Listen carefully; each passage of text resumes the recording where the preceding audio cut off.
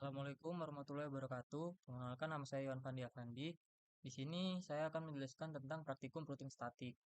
Pada praktikum kali ini saya akan menjelaskan penerapan routing statik yang menghubungkan atau mengarahkan router untuk merouting sesuai dengan tujuan yang diarahkan.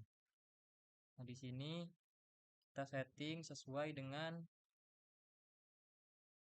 ketentuan praktikum, yaitu alamatnya seperti ini untuk lab 1 dan untuk lab 2 gateway-nya ini, IP-nya ini. Untuk lab 3 kita bisa lihat di sini gateway-nya 254, IP-nya ini dengan /25. Lab 1 dan lab 2 adalah /26. Nah, di sini kita bisa lihat, nah, IP atau gateway yang diberikan router 1 untuk lab 1 adalah 162 dan untuk lab 2 126. Kemudian kita langsung untuk ke statis atau routingnya. Apabila alamatnya ke lab 3, dia akan langsung diarahkan ke router 2. Nah, selanjutnya kita cek dulu di sini. Gateway-nya ini yang disediakan. Selanjutnya kita cek dulu IP-IP-nya. Nah, PC Ethernet 1 dia akan menghubungkan router 3 dengan server 1. Dan PC Ethernet 1 dia akan menghubungkan router 3 dengan server 2. Kemudian kita lihat untuk serial. Nah, di serial 2 dia menghubungkan antara server 1 dengan antara router 1 dan router 2. Dan untuk serial 3 dia menghubungkan router 1 dengan router 3. IP yang digunakan ini kita periksa di router 2. Serial 2 dia menghubungkan router 2 dengan router 3. IP-nya ini server 3. Serial 3 dia menghubungkan router 2 dengan router 1. Dengan IP ini kita cek di router 3. Router 2 dia menghubungkan router 3 dan router 1 dengan IP ini. Di serial 2 IP-nya ini untuk menghubungkan dirinya dengan router 2. Kemudian kita setting routing statiknya. Yang ini kita sudah jelaskan tadi. Yang ini adalah apabila tujuannya server 1, dia akan langsung menuju ke router 3 melalui jalur yang ini. Sedangkan apabila server 2 jalannya sama, dia akan melewati jalan sini. Kemudian untuk router 2, statiknya adalah apabila alamatnya lab 1 dan lab 2 dalam hal ini sudah digabung menjadi /25, arah yang dipilih adalah 12.12.12.1, yaitu lewat sini. Dan apabila alamat tujuannya ke server 1, dia langsung ke atas, langsung menuju ke router 3. Dan untuk di alamat tujuan di server 2, dia akan langsung jalan yang sama, yaitu di router sini. Router 3 melalui jalan yang ini. Selanjutnya kita cek untuk router 3. Router 3 di statiknya apabila alamatnya adalah lab 3, dia akan langsung melalui jalan yang ini. Dan apabila alamatnya berada di lab 1 atau lab 2, dia akan langsung ke kiri. Jadi jalan yang ditempuh ke kiri dan langsung ke lab. Apabila itu alamatnya lab 1 atau lab 2. Kemudian kita bisa cek untuk menjalankan percobaannya. Kita tambahkan simbol PDU dari lab 1 ke lab 2. Nah, jalannya normal seperti biasa dari router langsung ke lab karena masih dalam satu subnet dan terhubung di router yang sama, dan langsung sukses. Kita coba untuk lab 1 ke lab 3. Nah, seperti yang tadi dijelaskan, arahnya langsung ke kanan menuju router 2.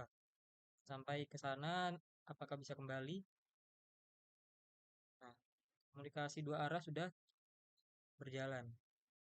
Kemudian kita periksa untuk komunikasi lab 1 ke server 1 dan server 2. Kita langsung tambahkan untuk server 1 dan server 2. Server 1 berwarna coklat atau berwarna kulit, remnya coklat muda. Nah, dia jalan ke router 1. Dari router 3 dia akan kiri. Dan dari router 1 arahnya yang digunakan adalah arah yang sama, yaitu yang sebelah atas ke atas. Dan dari router 3 untuk yang server 1 dia langsung dimasukkan ke server 1 dan arah kembalinya sama seperti arah berangkatnya tadi.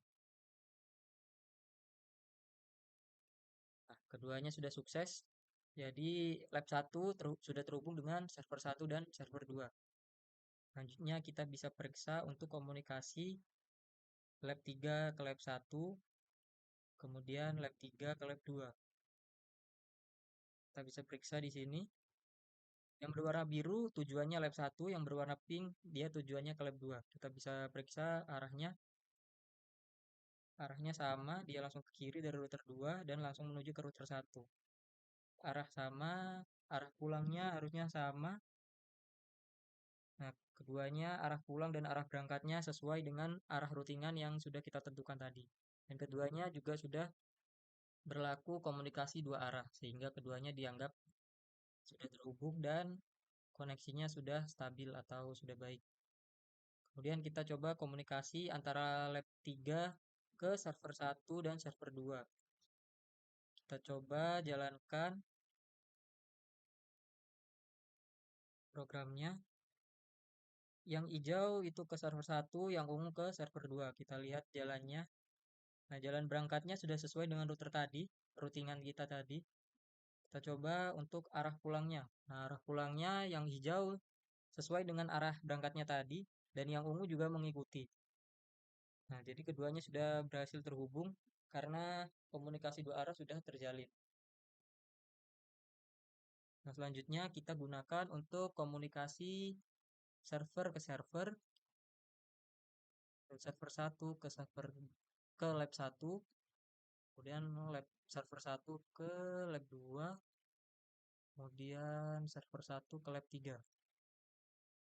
Dalam hal ini yang warna hijau muda dia akan menuju ke server 2, yang warna abu-abu ini dia akan menuju ke lab 1, yang warna biru gelap dia akan ke lab 2 dan yang warna pink akan ke lab 3. Kita mulai jalankan.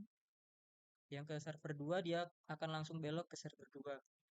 Dan yang tujuannya ke lab 1 dia akan ke kiri kemudian ke lab 1. Dan yang warna hijau ini dia menuju lab 2. Dan jalannya sama seperti bukan, yang warna biru tua. Dia akan jalannya sesuai dengan arah dari yang warna abu-abu.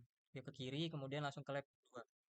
Dan yang dari server 2 responnya langsung diterima. Yang berarti komunikasi server 1 dan server 2 sudah dua arah dan artinya sudah terhubung. Yang tujuannya ke lab 3 dia langsung ke router 2, dari router 3 langsung ke kanan dan lanjut ke lab 2. Arah pulang dari yang respon lab 1 dia sesuai dengan arah berangkatnya tadi. Kita bisa cek lab 2 juga responnya sesuai dengan arah berangkatnya. Respon dari lab 3 juga sama sesuai dengan arah berangkatnya, yang artinya keduanya atau keempat percobaan ini berjalan sesuai dengan routingan yang sudah kita tambahkan tadi. Nah, selanjutnya kita akan mengecek tracer atau fungsi komen di command prompt untuk melacak IP mana saja yang dilalui untuk menuju ke tujuan. Di sini tadi dari lab 1 ke lab 2, IP yang diakses adalah router 1, kemudian langsung ke lab 2. Kemudian kita bisa coba untuk memeriksa IP mana saja yang dilalui ketika kita berkomunikasi dengan lab 3. Nah, IP-nya ada 3 di sini. Dari router 1, kemudian ke router 2, dan langsung sampai ke lab 3. Selanjutnya kita coba periksa apabila kita berkomunikasi dengan server 1 tadi. Arahnya sama, router 1, kemudian router 3 ke atas, dan langsung ke server 1. Kita coba periksa ke server 2. 3 alamat IP yang sama seperti di server 1. Dari router 3 dia langsung ke kanan untuk menuju ke kanan atas yaitu server 2. Dan selanjutnya kita periksa komunikasi lab. Di lab 3 kita menuju ke 1.1 yaitu PC1 atau lab 1. IP yang diakses ada 3 yaitu router 2, kemudian ke router 1 dan baru sampai ke lab 1. Kemudian kita periksa ketika dia berkomunikasi dengan lab 2, arahnya sama atau tujuannya sama. Tujuannya sudah benar 65, arah yang ditempuh sama dengan ketika kita komunikasi dengan lab 2. Dan selanjutnya apabila kita tadi berkomunikasi dengan lab 1, arahnya dari router 2 dia ke atas ke router 3, kemudian menuju ke server 1. Kemudian kita periksa ketika kita berkomunikasi dengan server 2. Semuanya sudah berjalan dengan normal sesuai dengan arah berangkatnya tadi. Kemudian kita bisa cek untuk komunikasi antar server tadi. Nah, arahnya dari router 3 dia langsung menuju ke server 2. Kemudian kita bisa mulai lakukan simulasi untuk mengirim ke lab 1. Nah, 3 IP yang diakses yaitu router 3, router 1 sampai ke lab 1. Dan untuk ke lab 2 dia juga mengakses 3 IP atau 3 tempat yaitu router 3, router 1 terus sampai ke lab 2. Untuk yang ke lab 3 arahnya sedikit berbeda yaitu ke kanan dari router 3. Oh, kesalahan. Nah, router 3, router 2 sampai ke lab 3. Nah, sekian penjelasan tentang praktikum routing statik. Kurang lebihnya mohon maaf. Wassalamualaikum warahmatullahi wabarakatuh.